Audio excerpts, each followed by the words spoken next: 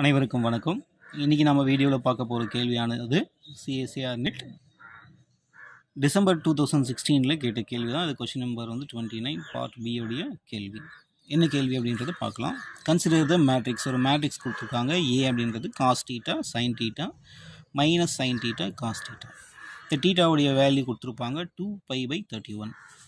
இதை வச்சுக்கிட்டு என்ன கண்டுபிடிக்க சொல்லியிருப்பாங்கன்னா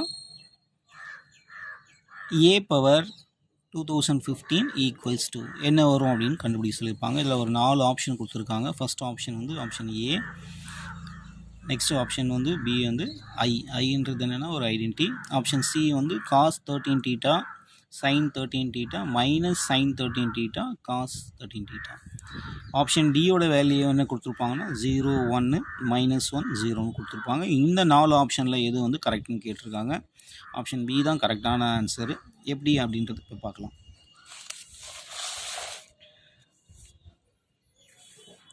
கொடுத்துருக்கிற அந்த மேட்ரிக்ஸ் ஏவை எடுத்துக்கிட்டோம். ஃபஸ்ட்டு நம்ம என்ன கண்டுபிடிக்கலாம்னா ஏ ஸ்கொயர் கண்டுபிடிப்போம். ஏ ஸ்கொயரும் போது ரெண்டு மேட்ரிக்ஸ், அதாவது ஏவும் மல்டிப்ளை பண்ணலாம். மல்டிப்ளை பண்ணும்போது என்ன கிடைக்குது அப்படின்னா இந்த டேர்ம் வந்து காஸ் ஸ்கொயர் மைனஸ் சைன் ஸ்கொயர்னு வருது. அதனுடைய வந்து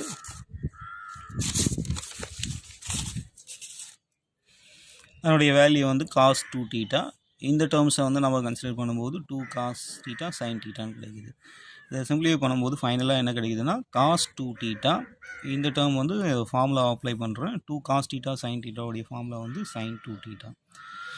ஃபைனலாக ஏ ஸ்கொயருடைய மதிப்பு என்ன கிடைக்குதுன்னா cos 2 theta sine 2 theta minus sine 2 theta cos 2 theta.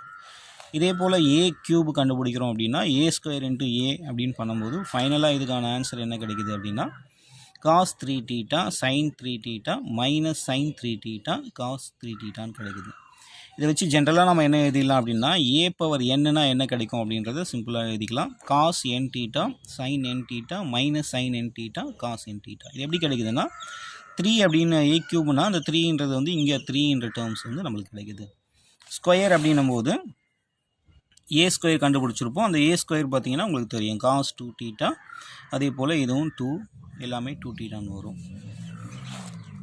Given கொடுத்துருக்க ஏவும் பார்த்தீங்கன்னா என்ன வரும்னா பவர் 1ன்னு இருக்கிறனால இது cos theta sine theta minus sine theta cos theta. இப்போ ஜென்ரலாக என்ன எழுதிக்கலாம் அப்படின்னா ஏ பவர் என்னுடைய ஜென்ரல் டேர்ம் எழுதிட்டோம்.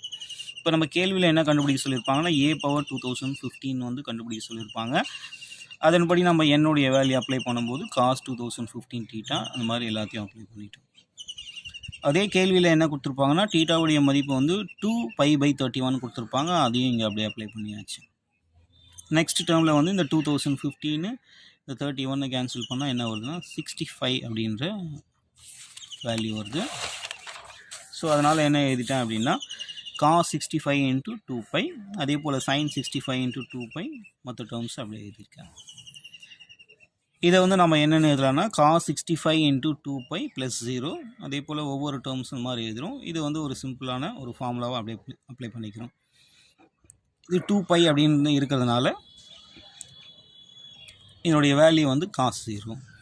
இதே போல் சைனு 65 × 2π + 0னும் போது சைன் 0. மற்ற வேல்யூஸ் எல்லாமே அப்படியே எழுதிக்கிட்டேன். காஸ் 0உடைய வேல்யூ 1, சைன் 0உடைய வேல்யூ 0, மற்ற டேர்ம்ஸோட வேல்யூ அப்படியே எழுதியிருக்கேன். இது என்ன அப்படின்னு பார்த்தா ஒரு ஐடென்டி மேட்ரிக்ஸு. அப்போ நம்ம கண்டுபிடிச்ச ஏ பவர் 2015 = I. இப்போ ஃபைனலாக ஆப்ஷன் வந்து என்ன ஆப்ஷன் கரெக்ட்னா பி ஆப்ஷன் தான் கரெக்டு. ஆப்ஷன் ஏ தவறான பதில், ஆப்ஷன் சியும் தவறான பதில், ஆப்ஷன் டியும் தவறான பதில் தான்.